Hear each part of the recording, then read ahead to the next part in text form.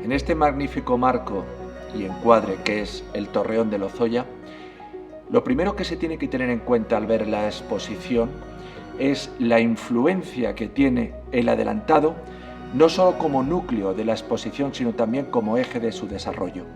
Todas las obras que aparecen en esta exposición han tenido previamente, bien ella directamente o bien sus autores, un reflejo en el adelantado.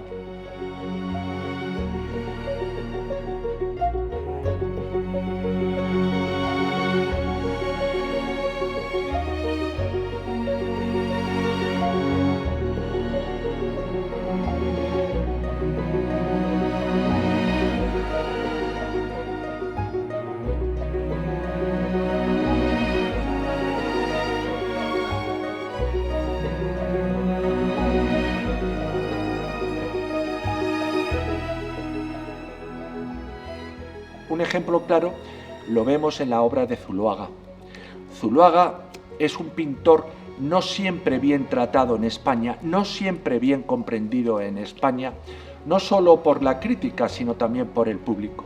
Sin embargo, el periódico El Adelantado, en 1903, a través de un artículo de Farkin, se recoge la importancia que tiene Zuloaga en la obra pictórica en general española. ¿Qué decir tiene que a partir de la incorporación de José Rodao al periódico y más concretamente a la dirección de su página literaria, no había visita de Zuloaga a Segovia que no se recogiera en el periódico? Rodao llega a tener tanta relación con Ignacio Zuloaga que Zuloaga le dedica en 1913 un cuadro que, por cierto, es respondido por el periodista y poeta con unos ripios verdaderamente hilarantes, muy divertidos.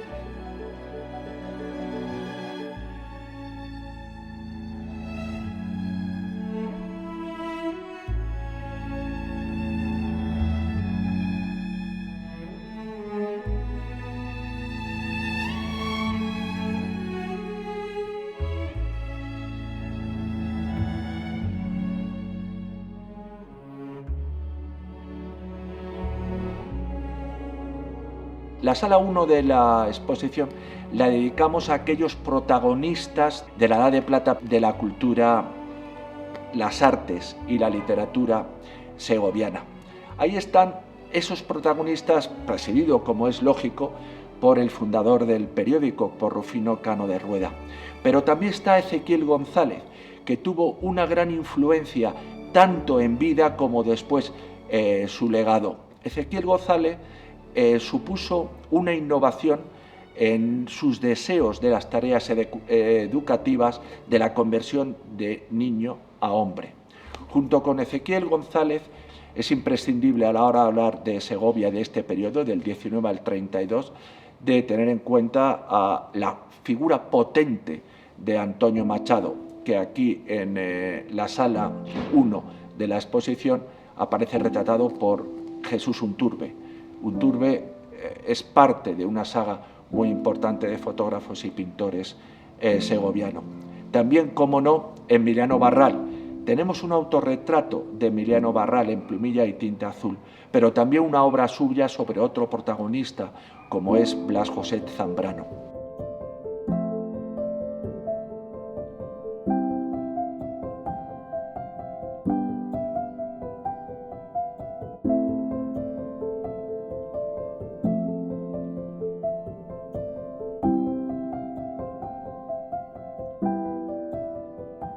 De la sala 1 pasamos a la sala 2, que antes también comentábamos, con la presencia de 3 actores de esa Segovia negra, Segovia costumbrista. Segovia negra, por supuesto, entre comillas, Segovia costumbrista, cuáles son Ignacio Zuloaga, Valentín de Zubiarre y Pablo Uranga, con dos aguafuertes del otro representante por naturaleza de la España negra, que es José Gutiérrez Solana. José Gutiérrez Solana, que en su libro La España negra hace también una descripción de lo que es la Plaza Mayor, de las casas de vencijadas de la Plaza Mayor de Segovia.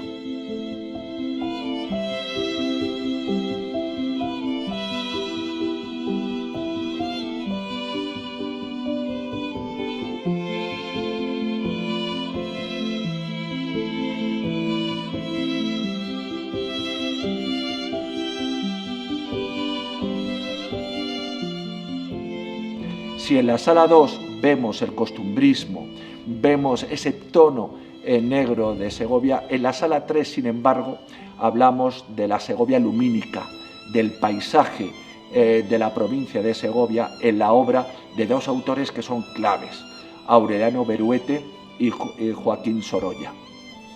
Se decía que mientras que Ignacio Zuloaga sufre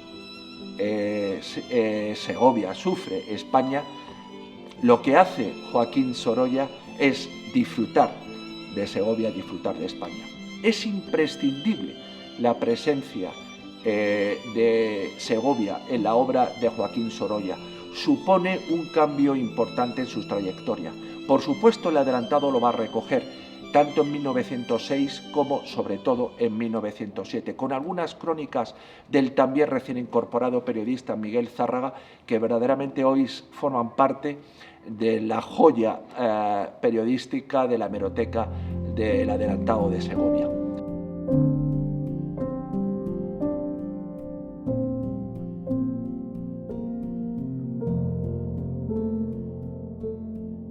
La siguiente sala es la sala de los retratos. La sala de los retratos supone para nosotros la introducción de dos novedades. Por primera vez se van a ver 4 cuadros de Aniceto Marinas. No el Aniceto Marinas escultor, no el Aniceto Marinas que hace el monumento a Daoíz y Velarde y que yergue el monumento a Juan Bravo. No el Aniceto Marinas del hermanito de Leches, sino el Aniceto Marina pintor.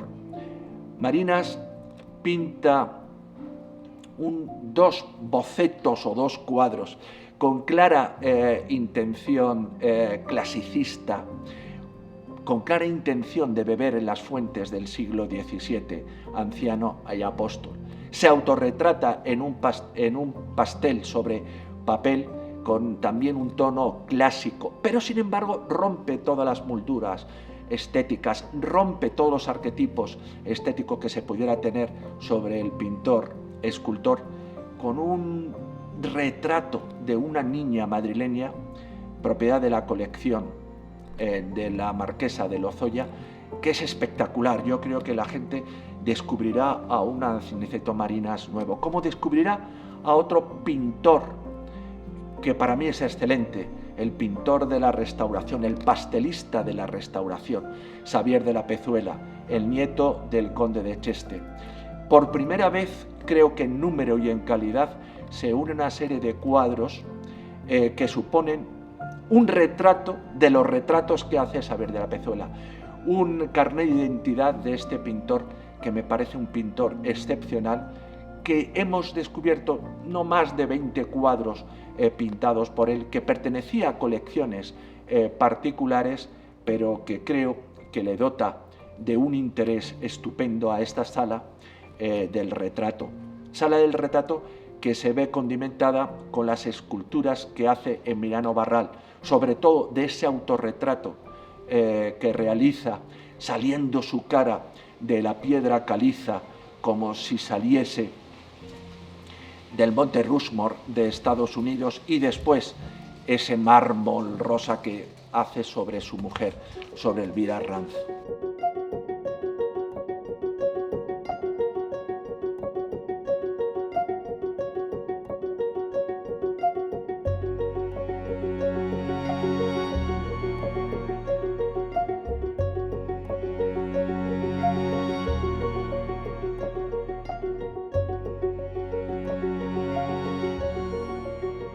por último, la exposición se cierra con una sala que también creemos que es espectacular, la sala de los foráneos, de aquellos artistas que llegaron a Segovia animado por el paisaje y por esa edad de plata que se estaba gestando en Segovia, artistas foráneos que se juntan con los artistas que se desarrollan en el propio interior de Segovia.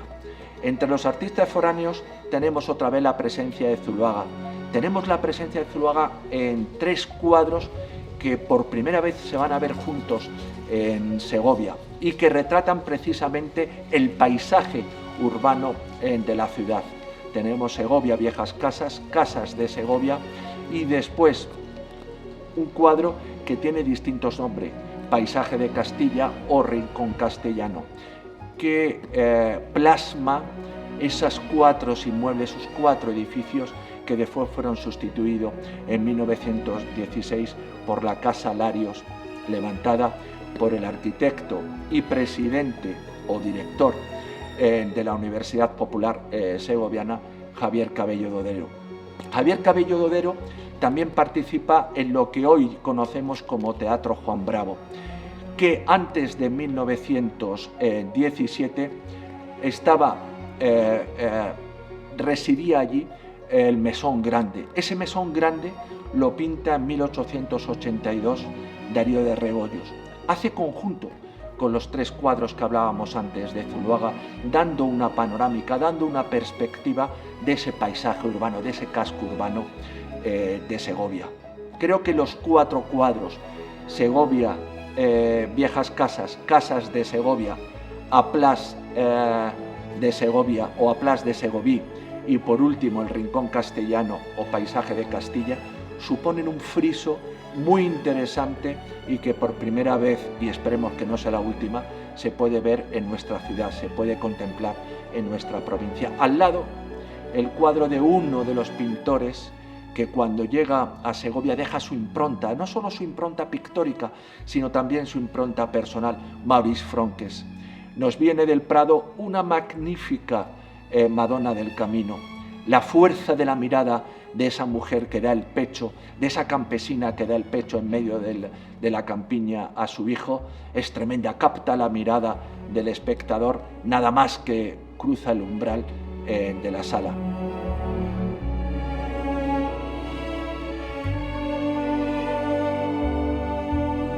A su lado, a su derecha, tenemos también la segoviana, otra pintura empastada, otra pintura llena de color de este magnífico pintor que fue Maurice Franquès y que además tiene su reconocimiento en la ciudad. Y para completar esta sala, 3 obras que son 3 obras maestras, 3 obras maestras de 3 grandes pintores.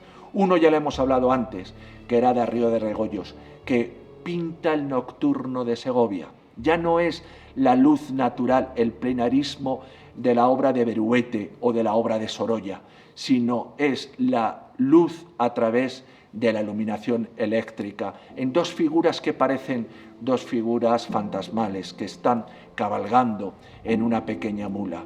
Un cuadro que viene del Museo de Álava excepcional y que creemos que es la primera vez que se ve en la ciudad. Y por último, otro cuadro excepcional de Gutiérrez Solana, y es Procesión de Noche. Ese Gutiérrez Solana esperpéntico, ese Gutiérrez Solana que retrata como nadie las procesiones, los carnavales, los bajos fondos de España. Desde Goya no había habido un pintor tan estupendo en este sentido como es Gutiérrez Solana. Y la transición entre la modernidad y la pintura clásica representada en o por lo menos advocada por Gutiérrez Solana, que es Daniel Vázquez Díaz con toreros, una posición de 2 toreros saludando. Se dice que Vázquez Díaz, en este saludo de los toreros, bebió de las fuentes de Ignacio Zuloaga y quiso contemplar cómo en Sepúlveda se hacían esas corridas de toros y acudió a Sepúlveda para ver en su plaza mayor cómo se llevaba a cabo una corrida de toros. Por último, en la sala que cierra la exposición, tenemos representantes de los pintores segovianos. Tenemos representantes de los pintores segovianos con Torreajero, con un cuadro de Torreajero y 3 papeles de Torreajero. Magnífico pintor, magnífico ilustrador, no excesivamente conocido fuera de Segovia, con lástima porque era, como acabo de decir, un excepcional autor. Junto a él, la calle Perocota, la antigua calle Perocota, hoy avenida del Acueducto, pintada también por un autor no muy conocido, pero excelente, como es Emilio Navarro. Y enfrente, 2 obras de una época magnífica, de un pintor magnífico, y lo resalto. 2 obras magníficas de un pintor magnífico en su mejor época.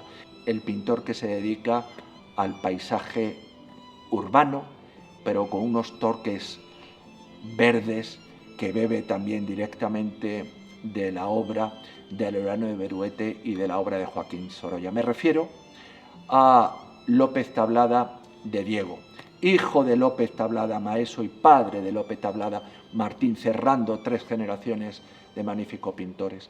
Desde el 26 al 32 él se dedica a pintar lo que verdaderamente le gusta, que es ese paisaje de jardines, esos toques. Él en el 29, me refiero a López Tablada de Diego, está en Madrid pintando el interior de Telefónica. Sin embargo, sale al exterior para plasmar en su cuadro, con ese toque moderno, con ese toque impresionista o neoimpresionista, salido de la influencia, como he dicho antes, de Sorolla y de Aureliano Beruete, y tiene 2 cuadros excepcionales, una vista sobre el Manzanares y otra sobre el Parque del Oeste. A su lado, ese toque de rebeldía, ese toque de excentricidad en la obra del Pastor de Segismundo Nagy, con las pinceladas al estilo Van Gogh, retorcida, con esos colores fauvista, sin embargo para retratar en un tono costumbrista a un pastor. Es un cuadro excepcional que a mí me parece que merece mucho la pena verlo. Y al lado, 2 sorprendentes Esteban Vicente, 2 cuadros del joven Esteban Vicente, que en 1930, en la exposición que se hizo aprovechando las fiestas de Segovia en la Universidad Popular Segoviana, digamos que escandalizó a los espectadores con esos cuadros diluidos, fantasmales, ese óleo sobre tabla que Alfredo Marquerí, el gran Alfredo Marquerí, tuvo la necesidad de explicarle al público que hay otra forma de ver el arte, que hay otras miradas, que el arte no es unidimensional, y que ahí estaba la figura de quien después será un antiformalista que dejará su huella no solo en la historia de la pintura española, sino también de la pintura universal.